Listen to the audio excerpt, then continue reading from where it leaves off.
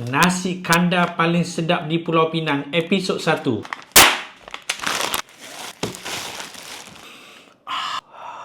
Lada, telur masin, bendi, sayur sikit, kuah banyak. Macam ada benda yang tak ada lah. Tada! Ini dia guys, produk terbaru daripada Den Maju Nasi Kandar Pulau Pinang. Lamb shank ready to eat guys. Nak makan panas, korang boleh guna microwave, rendam dalam air panas, dan juga boleh panaskan guna pan. Kita rasa dulu sikit. Bismillahirrahmanirrahim.